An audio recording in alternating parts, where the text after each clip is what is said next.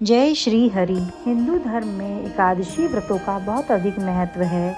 हर माह में दोनों पक्षों की एकादशी तिथि भगवान विष्णु की पूजा अर्चना के लिए समर्पित मानी गई है। चैत्र माह में कृष्ण पक्ष की एकादशी को पाप मोचनी एकादशी कहते हैं। मान्यता है कि पाप मोचनी एकादशी का व्रत रखकर विधि विधान से विष्णु भगवान का पूजन करने से सभी पापों से मुक्ति प्राप्त होती है। पाप मोचनी एकादशी को तुलसी पूजा का भी बहुत महत्व है। एकादशी व्रत में तुलसी की पूजा करने और तुलसी चालीसा का पाठ करने से बहुत लाभ मिलता है। इससे तुलसी माता प्रसन्न होकर अखंड सौभाग्य का वरदान देती हैं।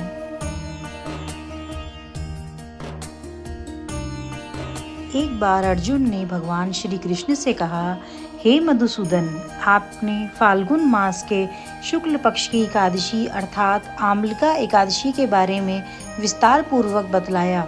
चैत्र माह के कृष्ण पक्ष में आने वाली एकादशी का क्या नाम है तथा उसकी विधि क्या है? कृपा करके आप मेरी बढ़ती हुई जिज्ञासा को शांत करें। भगवान श्री कृष्ण ने कहा कि हे अर्जुन, चैत्र मास के कृष्ण पक्ष की एकादशी को पापमोचनी एकादशी के नाम से जाना जाता है। एक बार की बात है, पृथ्वीपति राजा मानधाता ने लोमश ऋषि से यही प्रश्न किया था जो तुमने मुझसे किया है।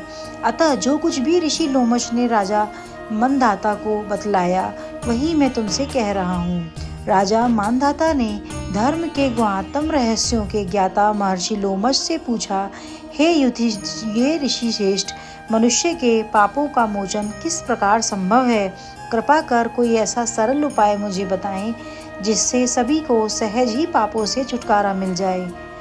महर्षि लोमश ने कहा कि हे नृपति, चैत्र मास के कृष्ण पक्ष की एकादशी का नाम पाप मोचनी एकादशी है। उसके व्रत के प्रभाव से मनुष्यों के अनेक पाप नष्ट हो जाते हैं। मैं तुम्हें इस व्रत की कथा सुनाता हूँ, ध्यान पूर्वक श्रवण करो। प्राचीन समय में चैत्ररथ नामक एक वन था। उसमें अप्सराएं किन्नरों के साथ विहार करती थीं। वहीं सदैव वसंत का मौसम रहता था, अर्थात उस जगह सदा नाना प्रकार के पुष्प खिले रहते थे। कभी गंधर्व कन्याएं विहार किया करती थीं, कभी देवेंद्र अन्य देवताओं के साथ क्रीड़ा किया करते थे। उसी वन में मेधावी नाम के एक ऋषि की तपस्या में लीन रहते थे। वे शिव भक्त थे। एक दिन मंजूयोषा नामक एक अप्सरा ने उनको मोहित कर उनकी निकटता का लाभ उठाने की चेष्टा की। इसलिए वह कुछ दूरी पर बैठ वीणा बजाकर मधुर स्वर में गाने लगी। उस समय शिव भक्त महर्षि मेधावी को कामदेव भी जीतने का प्रयास करने लगे। कामदेव ने उस सुंदर अप्सरा के भ्रू का धनुष बनाया, कटाक्ष को उसकी प्रत्यक्षा बनाई और उसके नेत्रों को मंदुघोषा अप्सरा का सेनापति बनाया। इस तरह कामदेव अपने शत्रु भक्त को जीतने को तैयार हुआ। उस समय महर्षि मेधावी भी युवावस्था में थे और काफी हष्ट पुष्ट थे। उन्होंने यज्ञोपवीत तथा दंड धारण कर रखा था। वे दूसरे कामदेव के समान प्रतीत हो रहे थे। उस मुनि को देखकर कामदेव के वश में हुई मंजूघोषा ने धीरे धीरे मधुर वाणी में वीणा का गायन शुरू किया तो महर्षि मेधावी भी मंजूघोषा के मधुर गाने पर तथा उनके सौंदर्य पर मोहित हो गए।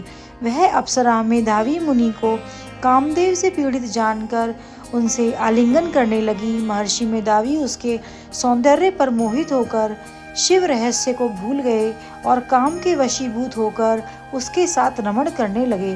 काम के वशीभूत होने के कारण मुनि को उस समय दिन रात का कुछ भी ज्ञान न रहा और काफी समय तक वे रमण करते रहे। तदुपरांत मंजूघोषा उस मुनि से बोली कि हे ऋषिवर, अब मुझे बहुत समय हो गया है, अतः स्वर्ग जाने की आज्ञा दीजिए।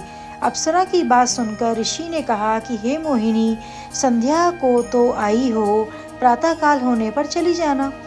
ऋषि के ऐसे वचनों को सुनकर अप्सरा उनके साथ रमण करने लगी। इसी प्रकार दोनों ने साथ साथ बहुत समय बिताया। मंजूघोषा ने एक दिन ऋषि से कहा कि हे विप्र, अब आप मुझे स्वर्ग जाने की आज्ञा दीजिए। मुनि ने इसी बार कहा, हे रूपसी, अभी ज्यादा समय व्यतीत नहीं हुआ है, कुछ समय और ठहरो। मुनि की बात सुन अप्सरा ने कहा कि हे ऋषिवर, आपकी रात तो बहुत लंबी है। आप स्वयं ही सोचिए कि मुझे आपके पास आए कितना समय हो गया। अब और ज़्यादा समय तक ठहरना उचित है। अप्सरा की बात सुन मुनि को समय का बोध हुआ और वह गंभीरता पूर्वक विचार करने लगा। जब उन्हें समय का ज्ञान हुआ कि उन्हें रमण करते 57 वर्ष व्यतीत हो चुके हैं, तो उस अप्सरा को वह काल का रूप समझने लगे। इतना ज़्यादा समय भोग विलास में व्यर्थ चला जाने पर उन्हें बड़ा क्रोध आया। अब वह भयंकर क्रोध में जलते हुए उस तप नाश करने वाली अप्सरा की तरफ भ्रकुटी तान कर देखने लगे। क्रोध से उनके अधर कांपने लगे और इंद्रियां बेकाबू होने लगीं। क्रोध से थरथराते स्वर में मुनि ने अप्सरा से कहा, मेरे तप को नष्ट करने वाली दुष्टा, तू महापापिन है और बहुत ही दुराचारणी है। तुझ पर धिक्कार है। अब तू मेरे श्राप से पिशाचिनी बन जा। मुनि के क्रोध युक्त श्राप से वह अप्सरा पिशाचिनी बन गई।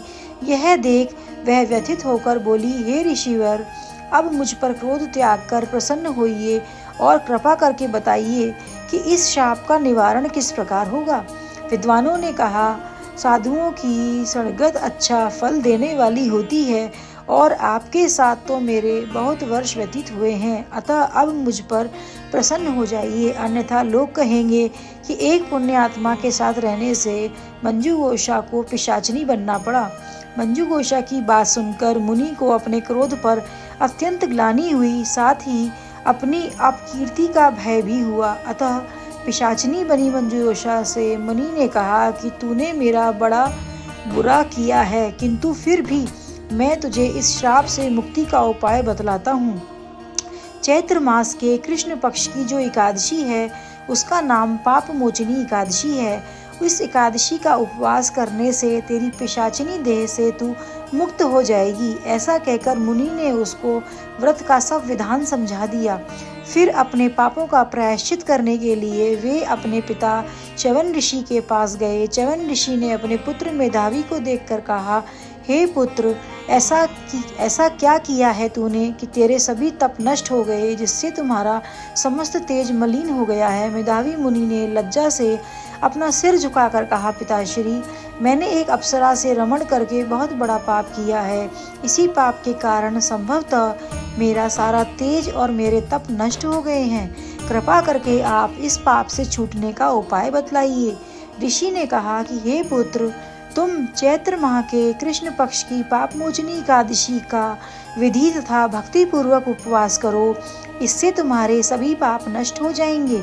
अतः पिता च्यवन ऋषि के वचनों को सुनकर मेधावी मुनि ने पापमोचनी एकादशी का विधि पूर्वक व्रत किया। उसके प्रभाव से उनके सभी पाप नष्ट हो गए। मंजू घोषा अप्सरा भी पापमोचनी एकादशी का उपवास करने से पिशाचिनी की देह से छूट गई और पुनः अपना सुंदर रूप धारण कर स्वर्ग लोक चली गई। लोमश ऋषि ने कहा, हे राजन, इस पाप मोचनी एकादशी के प्रभाव से समस्त पाप नष्ट हो जाते हैं। इस एकादशी की कथा के श्रवण व पठन से 1000 गोदान करने का फल प्राप्त होता है। इस उपवास के करने से ब्रह्म हत्या करने वाले, स्वर्ण चुराने वाले, मद्यपान करने वाले, अगम्यागमन करने वाले आदि भयंकर पाप भी नष्ट हो जाते हैं और अंत में स्वर्ग लोक की प्राप्ति होती है। जय श्री हरि।